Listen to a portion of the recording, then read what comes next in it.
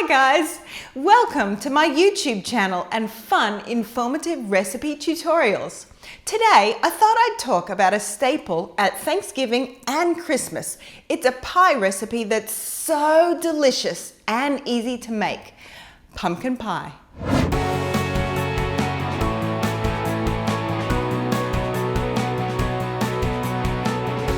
Actually, it's probably the best option. Now, if you're watching me from the US or Canada, then you know what a pumpkin pie is. But if you're joining me from anywhere else on the globe, for example, my beautiful fans in India, China, or even Europe, you may be screwing up your face with a look like, what is a pumpkin pie? Is it sweet? Is it savory? Why would they put pumpkin inside of a pie? Why? Well, the early American settlers of the 1700s made pumpkin pies of sorts, but without the pastry. They filled a hollowed out pumpkin shell with milk, honey, and spices, wrapped it up and baked it in hot ashes. It's even suggested that they ate the spiced goods at the first Thanksgiving.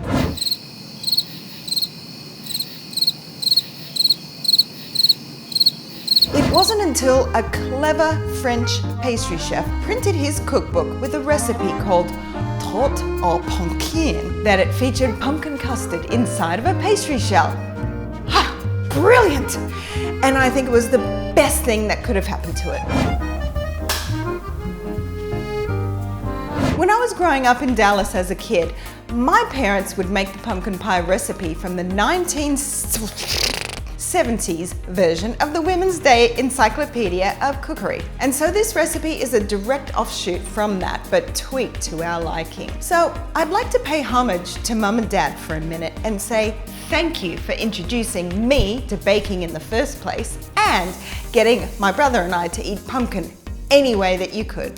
Thank you, Mum. Thank you, Dad. So without further ado, I bring to you Jillian's cakery version of the pumpkin pie.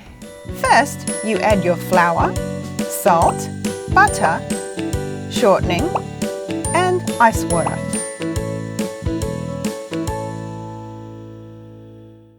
I'm going to start off making my pie pastry. This is the pie pastry that we use in the cakery, all recipes for all of our pies. It doesn't have any sugar in it, so you can use it for a sweet pie or a savory pie. So let's get started. In a large bowl, add your flour, chilled butter, vegetable shortening, and your salt. Get your fingers into the mix and rub the fats into your flour until it resembles coarse sand or little peas. Just make sure that all of the raw flour has a fatty mate to cling to. Now you're ready to add your ice water. You don't have to put all of it in yet. Just see how much moisture the flour will take. If you need more, you can always go back.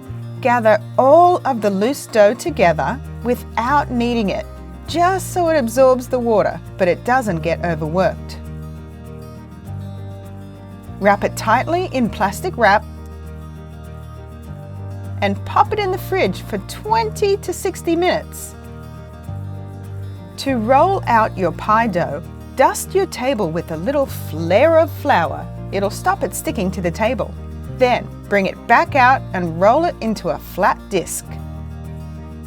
So I've mentioned this before, I'll say it again. When you have beautiful pie dishes, keep them at home. I have this one for when I'm making pies at home and another one for when I'm taking over to guests' houses, because you can leave it with them and not have to worry about getting your beautiful pie dish back. Take your pie dish and rub some butter into the inside and all around the sides and the bottom. Don't worry about doing it with a pastry brush. A lot of people will do that if they don't want to get their fingers dirty, but I'm okay with getting my fingers dirty. Then coat with a thin layer of flour, taking care to only coat it lightly and dump all of the excess out again. This just stops your pie dough from sticking. Now, to get this into here, how do we do that? It's really hard to do it with your hands. Don't try it, it's going to break the pastry. Use your rolling pin, dust it with a little bit of flour, roll it back towards you and put your pie dish in front of it, and then roll your pin forward again, laying it back onto your dish.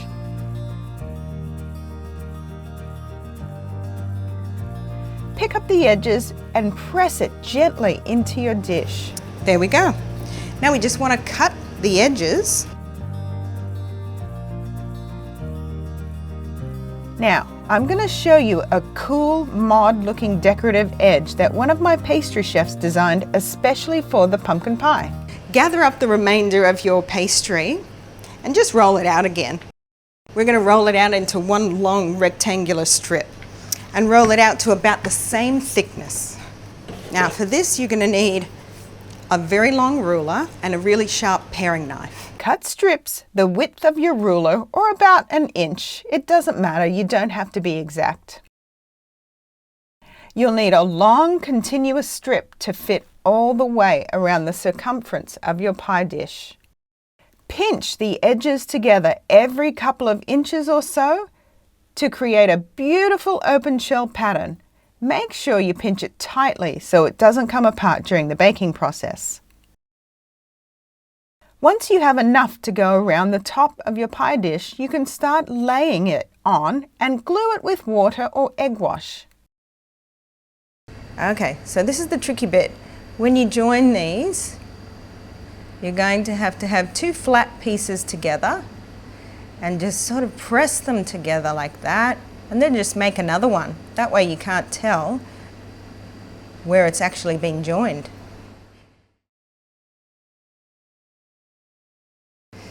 Okay, now we've gotten to the end. We'll take the paring knife and cut about there, and there we go. The border serves two purposes: to decorate and also to allow you to fill the shell up with more pumpkin pie filling so people get their money's worth. Yes! For the filling, you're going to need pumpkin, sugar, cinnamon, nutmeg, cloves, ginger, salt, eggs, evaporated milk, and vanilla. Now, in Australia, we don't have the availability of canned pumpkin like my friends in America, so we actually roast our own pumpkins and scoop out the flesh. We use the butternut or Kent variety of pumpkins. Now, time for the filling. What we're going to do is just combine pretty much everything into one dish and use my trusty stick blender. So we'll put our pumpkin in.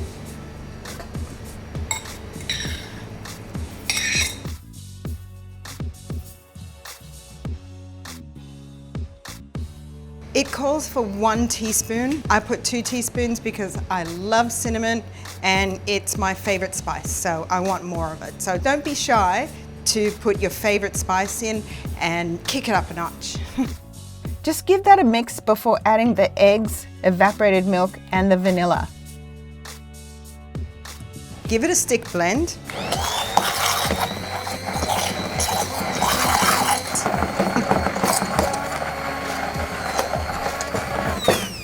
Then add your eggs,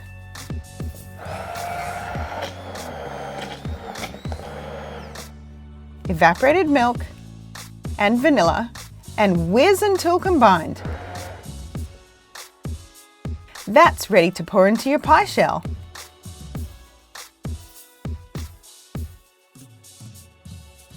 Now, I liberally egg wash my pastry, then cover it with raw sugar for that sparkle-arkle.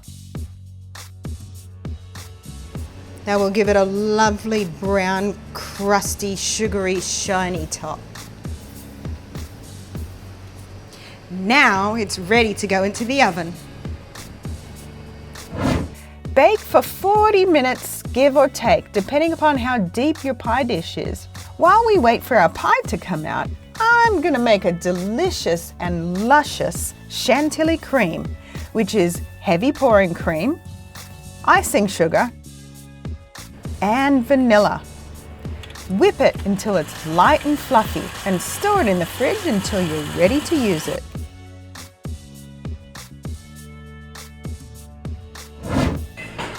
Okay, look how beautiful this is. Fresh, hot pumpkin pie straight out of the oven.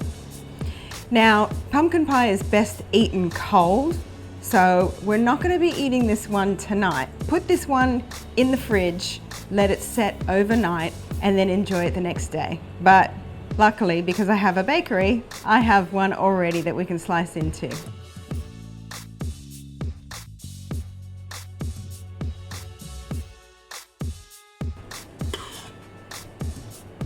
Put a generous dollop, or should I say mountain, of cream on top and sit back, relax after all of the hard work you just put in.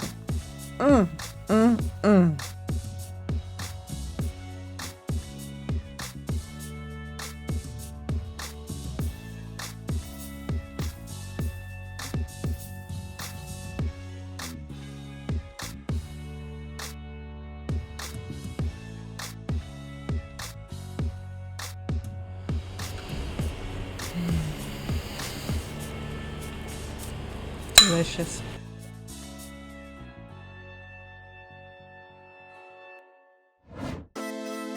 So there you have it, my tawny pumpkin pie recipe, also known as Pete's pumpkin pie at the cakery. If you liked my recipe and tutorial, please click on the thumbs up icon and subscribe to my channel. If you have any questions, please write them in the comments below and I'll try to get to them as soon as I can. Happy baking! I know you're going to have amazing pies coming out of your ovens, so please take photos, load them up onto Facebook and Instagram and tag Jillian's Cakery. Bye!